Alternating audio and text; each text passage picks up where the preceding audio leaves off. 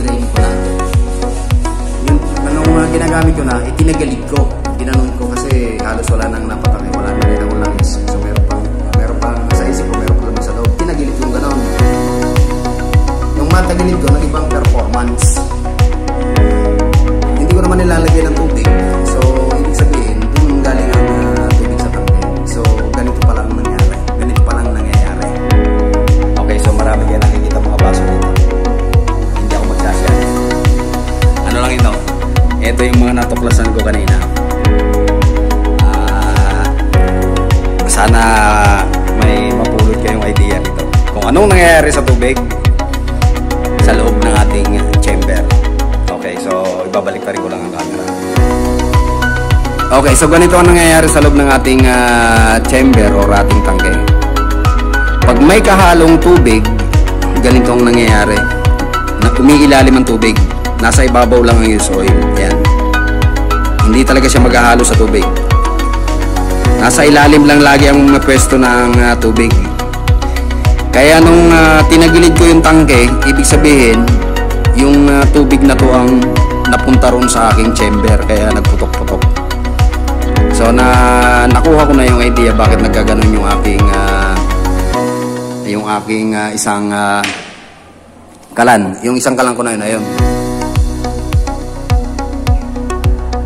So nung tinagilid ko yun, para masimot yung langis, sumama pala yung tubig na nasa loob niya, kaya nagputok-putok.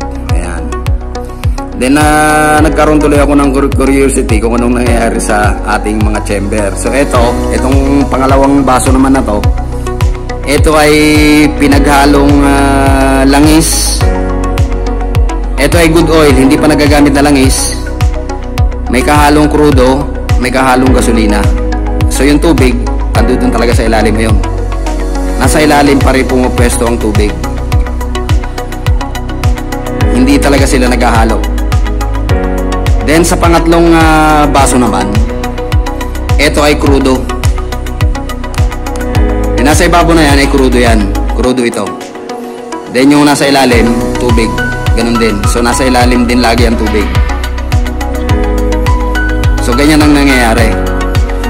Then ito namang pang-apat na dito. Ito yung na-filter ko galing sa isang galon. So ito yung na-filter ko kasi nagpi-filter ako. Ito yung sinasabi kong na-filter. Sinasala ko. Yan. Sinasala ko muna yan. Tapos pangalawang stages, yun.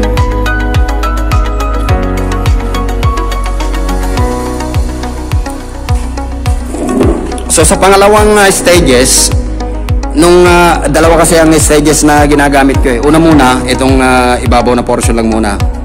Itong Scotch Brite. Tapos, pangalawang sala ko, itong purong pum lang. Purong pum na lang. Then, nung binaliktad ko yung galon, ito kaagad na sumirit. Tubig yung bumabagsak. Malinaw. May malabnaw din na sumasama. So, inipon ko yun. So ito ang lumabas doon. Then nagkaroon na naman ako ng curiosity uli. Pinaghalo ko yung gasolina. Ito, halo ng gasolina, crudo, at saka used oil. Nag-blend talaga na maigi. Ayan. Nagbe-blend siya. Ulitin ko, ito ay used oil, gasolina, at saka crudo. Then sa dito naman sa kabila, medyo iba kulay. Ang pinagsama-sama ko rito, good oil, yung hindi pa nagagamit, gasolina at saka crudo. So nagmix din. Maayos din ang pagkakamix. Then sa sumunod, ito ay used oil at saka crudo. So nagmix din. Then sumunod naman, used oil at saka gasolina. So, nagmix din ng maayos. So, itong isang to, titignan ko mamaya kung titining ito. Kung magsiseparate yung gasolina, crudo at saka used oil. So, ayun na nga, abangan ko bukas. Titignan ko kung magsiseparate yan. As of now, itong mga ito, Isang oras pa lang ang lumilipas dyan. So, ganyan ang karakteristik. So, ulitin ko So, yung unang baso natin, use oil lang. Pag nahaluan ng tubig, ang tubig ay pupunta sa ilalim. So, ito yung tubig natin. Kaya, nung tinagilid ko yung tangke, tubig na lang pala yung nasimot ko ron. Kaya nagputukan. Then, sa pangalawang baso, ito ay magkakahalo. Use oil, crudo, at saka gasolina. Then, meron ding tubig. Ang tubig, nasa ilalim pa rin. Ayun. Pumwesto pa rin sa ilalim ang tubig. Then, dito naman sa isa, ito ay purong crudo at saka tubig. So, ang tubig, nasa ilalim din. Pumwesto rin sa ilalim ang tubig. Kahit pahaluin yan, ang tubig, pupunta lang sa ilalim. Ang mapupunta lang sa ibabaw ay yung pinaka-crudo. So, ito naman, ito yung na-filter ko. Sa pangalawang filter, ito kagad ang una lumabas. So, ito yung mga kuwang ko. Ayan, may unleaded ako, may crudo, at saka may good oil. Then yung use oil, yun yung sinasala ko yung nandoon. So, pwede palang mag-mix ng maayos yung crudo, good oil, at saka gasolina. Ito yun. Kaya medyo maganda kulay. Ito naman, crudo lang at saka use oil. Nag-mix din na maayos. Ito naman, gasolina at saka use oil. Nag-mix din na maayos. Then yung isang yun, mag-aantayin ko pa yung nito kung titining. Kung magse-separate yung tatlo, yung gasolina, crudo, tsaka good oil. So, titignan ko kung anong mangyayari dun sa aqua na yan.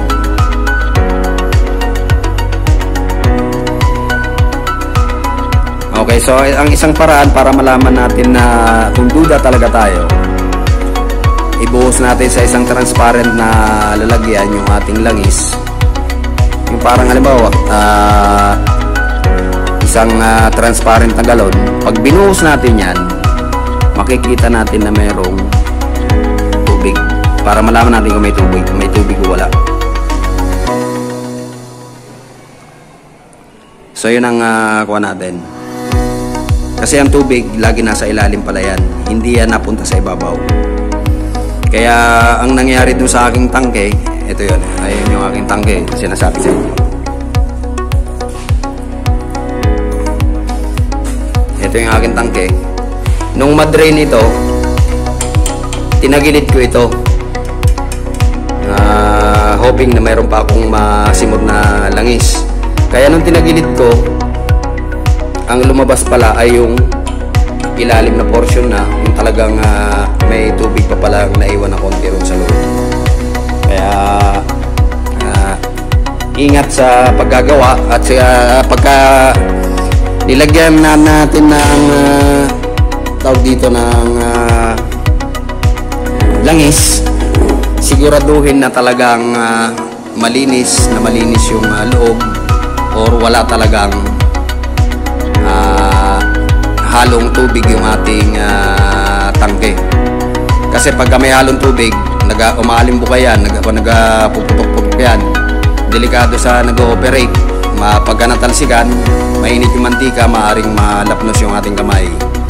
Kaya ingat sa mga gumagamit ng kalandi mantika. Ngayon, para makasigurado kayo, ito ngayong paraan, ibuhos nyo sa isang transparent yung langis, makikita nyo kung mayroong laman sa ilalim na tubig. Kung wala, wala kayong makikita dyan na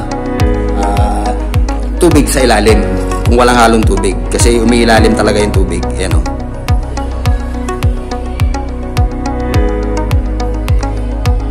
So itong isa naman, ito yung pinilter ko nga. Ganito ang nangyari. Ngayon, kung gusto ninyong lumabnaw yung gasolina, yung langis, pwede nating haluan ng gasolina para lumabnaw siya. Kasi minsan may mga langis na malapot.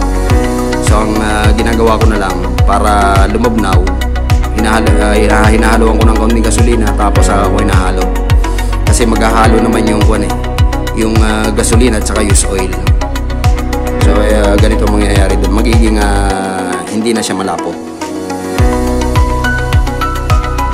Okay, so sana may natutunan kayo sa konting kalaman tungkol sa mga nangyayari pagkapag gumagamit tayo ng kalan de mantika.